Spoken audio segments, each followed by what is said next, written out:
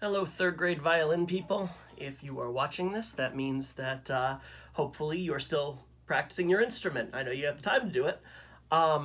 So what I want to kind of give you today is just a refresher on some of the things we've been working on, and also one or two new things. And I'm going to try and post one of these every week up on my Google site, so you can check back there, and if you want to keep moving forward, do it. So biggest thing I want to make sure we're still up on is the bow hold. Okay, remember we're going to take on the right hand, the middle finger, the ring finger, and the thumb, and that's what's really going to hold the whole thing up. Okay, so we're holding it kind of like this, and then we add the pinky on the adjusting screw, pointer on the winding, and we've got a bow hold that looks like this. Remember, that's something you can practice on your bow. You could practice it on a pencil. You could practice it even while brushing your teeth, we said was a good one because it kind of helps you with that bow movement. Okay, so we're going to start on page 17. I'm going to start with the song Raise and Lower, and I'll just kind of play through all these so you guys can hear how they're supposed to sound.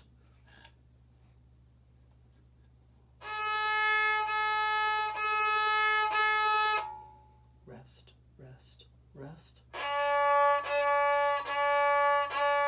Rest, rest, rest, rest. Rest, rest, rest, rest. Okay, so remember when you're doing these ones that the A is up on the second space, that's your A string right there, and the D is written right below the staff. Okay, teeter-totter, number 50.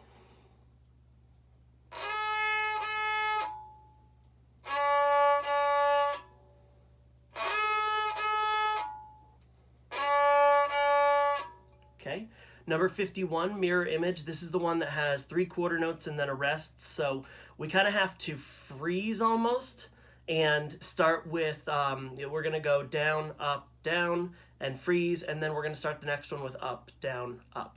Okay, so here's mirror image.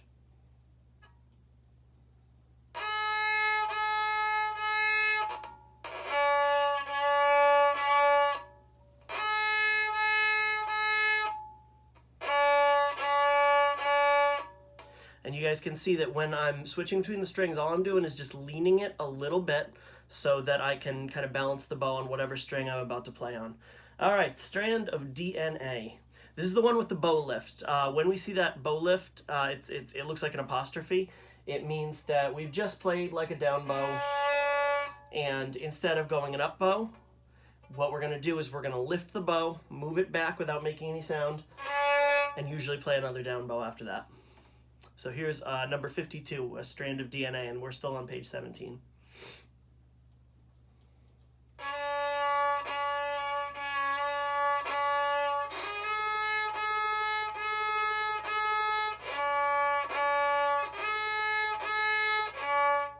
Here's my bow lift.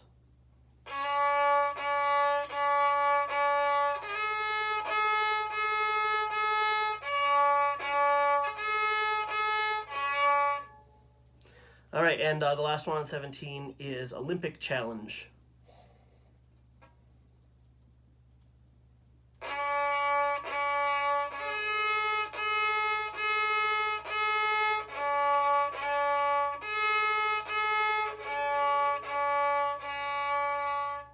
All right, so that's all for the bow for now.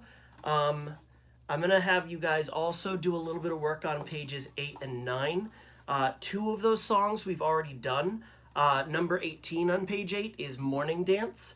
And just remember that in order to get those extra pitches, we've got G, we've got F sharp, and we've got E.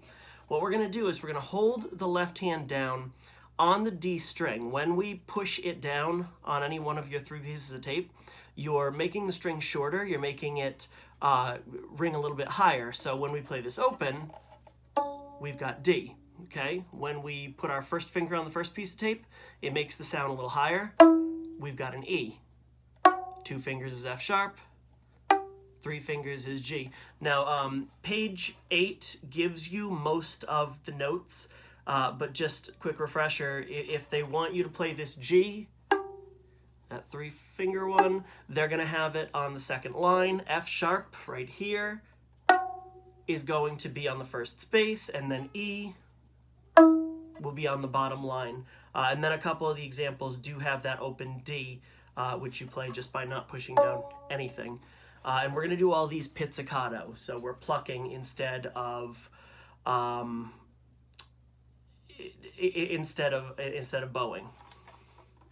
All right, morning dance.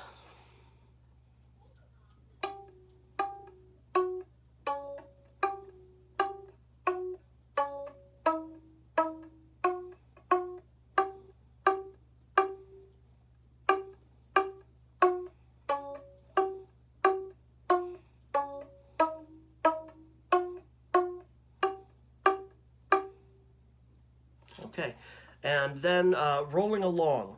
Rolling along is going to be 2 lines, and I believe my Tuesday people got this one. Thursday we haven't gotten a chance to do it in class, so there are no notes in here that you can't already do.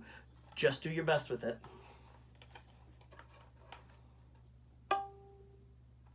Okay, starts with an F sharp.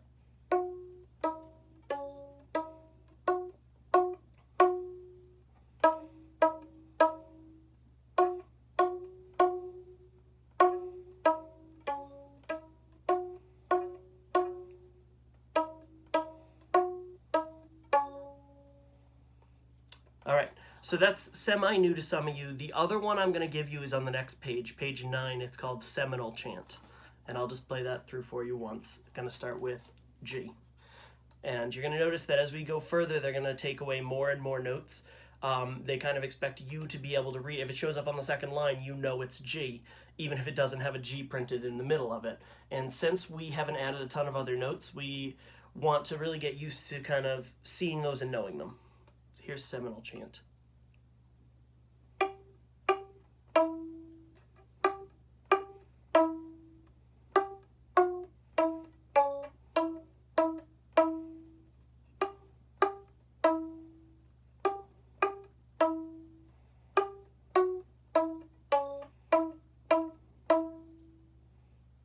All right. So like I said, I'm going to put up some more stuff next week, but that's definitely enough to keep you busy for a little while. All right. See you guys later.